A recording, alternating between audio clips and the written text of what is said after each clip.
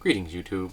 Neglectoid asked me a question a while back, I can't remember how long, about the skill levels required to achieve specific climbing markers, you could say, or plateaus or thresholds. Essentially, if you look at a building, say, okay, a person with 3 skill ranks probably climb that, or that one over there, well, that's that kind of a technical thing. They're going to need 5 or 6 ranks in there, or that one up there, that's a sheer wall. You're going to need 12 or 15, that kind of thing. And he does this, which is fine. I've statted out things in game terms in real life all the time. It was a common pastime between myself and my male compatriots when we were hardcore high school gamers. And it's an interesting idea in how do you compare real-world expertise with game mechanics. Now, I've heard it argued, particularly on the D&D Usenet group, that Gandalf was a 5th-level wizard. Because the type of skills he had, the magical abilities and skills he had, could be emulated in D&D by someone who's 5th level. And of course, in reality, Gandalf was a godling. So, maybe saying that he's a 5th level wizard is a bit of a misnomer. But it's difficult to track that. Now, if I had to stat myself, I'm probably some kind of an expert with a bunch of knowledge skills and not much else. Maybe a minor crafting ability. But how much do I have? Do I have 3 ranks in the history event? Maybe I've got 5 when it comes to weapons references in a very academic manner. I have almost no skill with weapons. I have some minor, very minor skill, which could be quite easily emulated with a simple weapon proficiency. And if I had to really peg myself, it would be difficult to emulate that in a game mechanic, I think, because there are lots of things that we do in real life that don't fit the abstraction of games. And there's the problem. Real life is far more subtle. There are far more degrees of fineness. The granularity of reality is much finer than it is in a game, which makes sense. You can't have game mechanics that are going to reflect reality and have, a skill list that's incredibly long and obscure and very precise. It's annoying. It would bog things down. I could, I've seen systems that had huge skill lists that were, trying to emulate that, and I think that it slowed things down and diluted your advancement because you're worrying about all these little niggly things you have to play with as you go up each level, or as you advance in your skills. In case a system that doesn't have levels, doesn't have classes, it's purely skill based.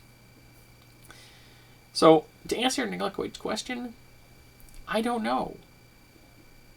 I can tell you that I can look at a building and give you a rough approximate of what I think you might need for a skill level in that, but I'm not a climber. My wife has more experience ice climbing than I do. She's going to have a much different assessment of that situation than I'm going to have. And someone who does it as a real serious hobby, who does parkour, for example, and Neglectoid mentions parkour, is going to have even a more different requirement, assessment of the situation. Now, I have some experience, both academic and hands-on, with some blacksmithing.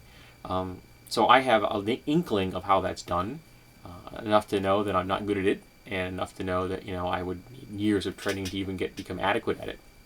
Pardon me, I have to kind of move this cat at the moment. She's bugging me. Sorry, she's also breaking my concentration.